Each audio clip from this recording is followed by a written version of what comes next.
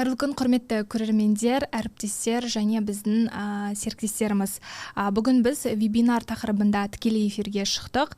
Вебинардың бүгінгі тақырыбы көпшілік алдында сөйлеудің 5 тәсілі. Енді біз бүгін вебинардың тақырыбын көпшілік алдында сөйлеудің 5 тәсілі деп алдық. Бірінші вебинарды бастамас бұрын мен сөз мәдениетіне тоқталғым келіп тұр. Абай Құнанбаевтың кісіге қарап сөз алма, сөзіне қарап кісіні ал деп айтқан керемет нақыл сөзі бар. Сол демек сөзді қалай болса солай қолдануға болмайды. Сіздің сөйлеуіңіз, сіздің сөз мәдениетіңізді көрсетіп тұрады. Өзара тілдескенде немесе көпшілік алдында сөз сөйлеу барысында ол қаншама мазмұнды ойға толы болса да, әсіресе ол жансыз кейіпте болуы мүмкін.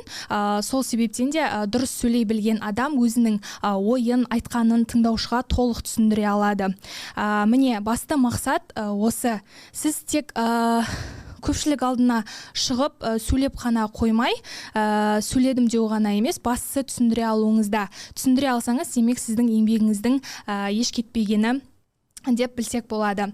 Кейде көпшілік алдына шыққанда қысылып, қымтырылып, ұялып, немесе айтатын сөзімізді ұмытып қалатын сәттер өте жиі кездеседі. Сондықтан да оған міндетті түрде бірінші кезекте ол үлкен дайындықты талап етеді. Енді біз бүгін әріптестерімізбен бірге қосылып, көпшілік алдында сөйлеудің 5 тәсілі атты презентациямызды дайындадық. Енді осы презентацияға көрсек, бізде келесі слайд. Бізде бірінші кезекте басты мақсаттың өзін бірнеше тақырыптарға бөлдік. Яғни көпшілік алдында сөйлеудің негізгі басты мақсаты ол бірінші кезекте басты нәрсені ұмытпауымыз керек. Екінші негізгі тақырып болу керек, және үшінші сіздің негізгі идеяңызға байланысты жоспарланған болу керек, және де негізгі ойдан кетпей арнайы белгілерді қолдану арқылы сіз өзіңіздің ойыңызды жеткізесіз. Яғни сіз тікелей эфирге шыққан кезде камералардың алдында, үлкен аудиторияның алдында іс-шараларға шықпас бұрын әр спикер белгілі дайындықтан өтеді. Ол өте үлкен жауапкершілік. Өз сөздеріне дайындалу мақсатында есте сақтау керек маңызды нәрсе ол өзіңіздің басты мақсатыңыздан алшақтамау. Яғни айтатын ең басты мәселені есте сақтауыңыз қажет. Сіздің негізгі тақырыбыңыз бар. Мәселен айталық, бүгінгі біздің тақырыбымыз көпшілік алдында сөйлеудің 5 тәсілі. Яғни біз бүгінгі бұл тақырыпқа білім саласын қосып, немесе экология тақырыбын және де бір асханаға қатысты тақырыптарды біз қоса алмаймыз. Өйткені біздің басты тақырыбымыз көпшілік алдында сөйлеу. Біз міне осы тақырыптан алшақтамауымыз қажет. Сіздің негізгі идеяңыз ең маңызды тақырыппен ішкі тақырыптарға негізделуі керек. Бүгінгі вебинарда біз презентацияны 5 тақырыпқа бөлдік. Бірінші мақсат, міне бізде басты мақсат. Сіздің басты мақсатыңыз болу керек. Өзіңіз айтатын тақырыбыңыз нақты, негізгі идеяңыз болу керек. Және де келесі слайд. Келесі слайд бізде үзіліс. Бірінші, назар аударту үшін кішкене кідіртіңіз. Яғни сөйлеу барысында міндетті түрде сөзіңіздің арасында пауза, яғни үзіліс немесе кідіріс деп айтуға болады, пауза болуы керек. Тоқтамай, тыныс алмай сөйлей беру арқылы сіз өз аудиторияңызды шаршатып аласыз. Сіздегі пауза 2-3 немесе 5 секундқа созылуы мүмкін, оның сізге келіп кетер ешқандай кері әсері жоқ. Немесе екінші бақта көрсетілгенде өзіңізбен бірге су алыңыз. Көпшілік алдында тұрсыз, сөйлеп тұрсыз. Осы суды алып, жай ғана бір жұтым ішсеңіз, соның өзі сіздің аудиторияңызда өзіңізге қайтадан назар аудартуға, аудиторияңызда жинап алуға көмектеседі. Сондықтан бізде мынандай жағдайлар жиі орын алады. Сіз сөйлеп тұрсыз, бірақ сіздің тыңдаушыларыңыздың бірі телефонда отыр, бірі инстаграмда отыр, немесе бірі тикток қарап отыр, немесе сіз өзара сөйлескен екі адамды көруіңіз мүмкін. Сол сәтте сіз бірден түсініңіз, сізге пауза керек. Сол пауза арқылы сіз өзіңіздің аудиторияңызда қайтадан өзіңізге аудартасыз, және де тек қана аудартып қана қоймай, келесі айтатын бірінші ойыңыз сізде нақты болуы қажет. Енді шыны керек, көп жағдайлар болады. Мүмкін сіздің айтып жатқан дүниеңіз оларға қызықты болмауы мүмкін. Сондай секілді көптеген жаңағыдай кемшіліктер орын алып жатады, бірақ оған ешқандай да қынжылудың қажеті жоқ. Жаңағыдай айтқандай, немесе су ішіңіз, немесе кішкене ғана пауза жасап, өзіңіздің аудиторияңызды өзіңізге назар аудартуыңызға болады. Келесі бізде алдыңыздағы параққа қарап оқуды ұмытыңыз. Міне, мен алдымда да парақ тұр. Мен де өзімнің айтатын сөзімді осылайынан жазып алдым, өйткені не дегенмен де ол адамның ішінде қобалжу болады, кішкене бір кемшіліктер болып қалуы мүмкін.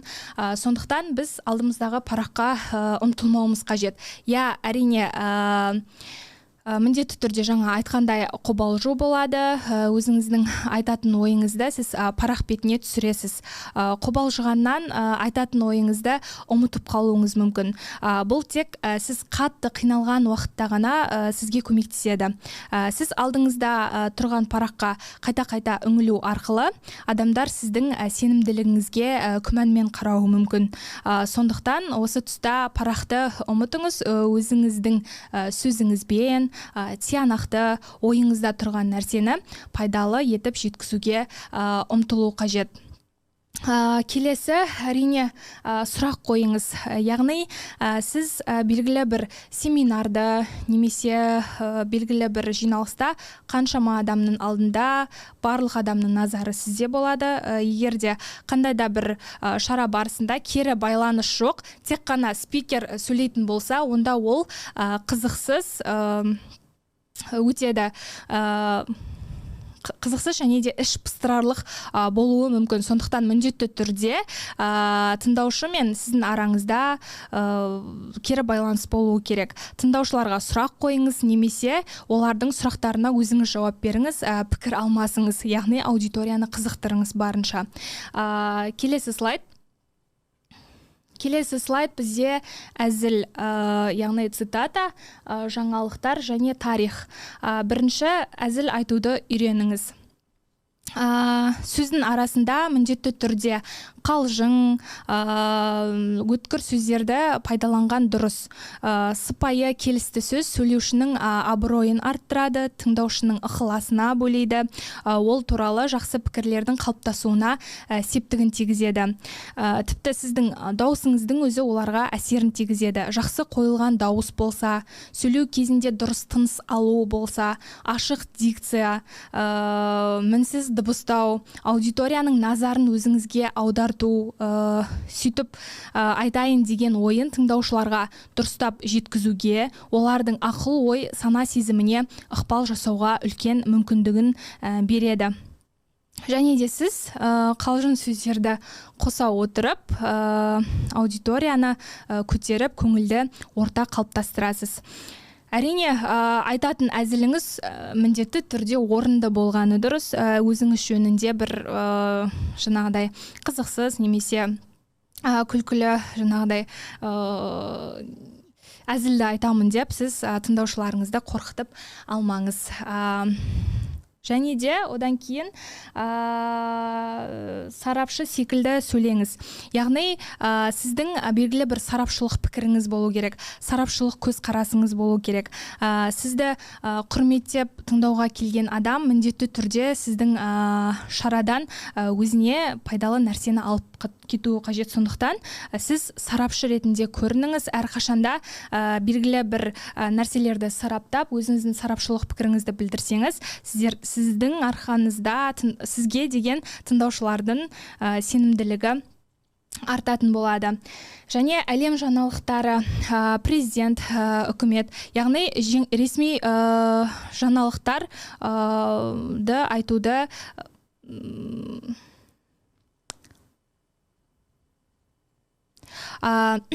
келесі бізде әлем жаңалықтары, яғни президент, үкімет. Аудиторияңызда соңғы қызықты жаңалықтармен хабардар етіңіз. Ресми жаңалықтарға шолу жасап, қоғам қайраткерлері туралы, мүмкін мемлекет басшысы туралы және де әлем жаңалықтары туралы көрген, өзіңіздің естіген немесе жаңалығыңыз болса, оны ортаға салып пікір алмасыңыз. Аудиторияның ойын сұраңыз, өзіңіздің ойыңызды қосып, пікіріңізді білдіріңіз. Ол сіздің тек қана өз салаңызда ғана емес, сонымен қатар барлық саланы назарда ұстайтындығымызды көрсетеді. Сол арқылы аудиторияның сізге деген құрметі артады. Және де өмірден алынған оқиғалар. Шыны керек, кез келген адам көпшіліктің алдында өзін ыңғайсыз сезінеді, өзіне деген сенімсіздік болады, қорқыныш болады, тіпті сол қорқыныштан өзінің дайындаған сөзін, айтатын ойын ұмытып қалуы мүмкін. Енді сол сияқты өмірден алынған оқиғалар. Мен өзім шыны керек мектеп оқып жүрген кезде 7-ші сыныпта үлкен сахнаға шықтым деп айтсам болады. Ол уақытта мектеп базасында болатын үлкен шараны жүргізетін болдым. Басында ешқандай қорқыныш болмады, өйткені дайындықта бәрі ешқандай қорқынышсыз, өзімде бір сенімділік болды. Бірақ кейін басталуға аз уақыттар қалғанда кішкене қобалжу болды. Тіпті басталатын күні 10 минут қалғанда мен залға жиналып жатқан адамдарды көрдім. Ол жерде оқушылар, мектеп директорлары, өте көп адамдар жиналды. Сол кезде мен сахнаға шыққанда алдымдағы қаншама адамды көріп, аяқ қолым дірілдеп, қобалжып, қанша уақыт дайындалған еңбегім босқа кетіп, тіпті өзімнің сөзімді ұмытып қалдым. Бірақ әрине ол уақытта қорқыныш болды. Содан соң мен енді сахнаға шықпаймын деген менде жаңадай өзіме сөз бердім деп айтсам болады. Сахнаға шықпаймын, енді көпшілік алдында сөйлемеймін деп. Бірақ егер де адам солайынан өзінің қорқынышын жеңбей жүре беретін болса, онда ол қорқыныш үсті-үстіне ұлғая береді. Солайынан журналистика мамандығына түсіп, одан соң жұмыс жасап, тәжірибе жинақтап, кітаптар оқып арқылы солайынан өзімді еркін ұстауға тырыстым. Міне, мысалға менің оқиғам осы. Шыны керек, осы кез келген адамда міндетті түрде бір қызықты немесе қиын оқиғалар болады. Оның ішіне өзінің мақсатына жету барысында болатын қиыншылықтар. Осындай өзіңіздің өміріңізден алынған шынайы оқиға немесе әлемнің танымал адамдарының өміріндегі оқиғаны айту арқылы сізді тыңдап отырған адамдарға мотивация беріп, алға қойған мақсатына жетуге болатынын, сондай-ақ қиыншылықтардың уақытша екенін түсіндіресіз. Келесі слайд енді қорытынды. Және мотивация мен дәйексөз. Дәйексөз дегеніміз бұл жерде цитата. Шыны керек, қазіргі кезде көпшілік алдында сөйлеу ол кез келген адамның қолынан келе беретін дүние емес. Оған ол үлкен жауапкершілік, ол үлкен өзіңізге деген сенімділік деп айтсақ болады. Бірінші мен енді өзімнің сөзімді қорытындыламастан бұрын бізге келген, бізге жазылған сұрақтар бар. Сол сұрақтарды мен оқып шықсам.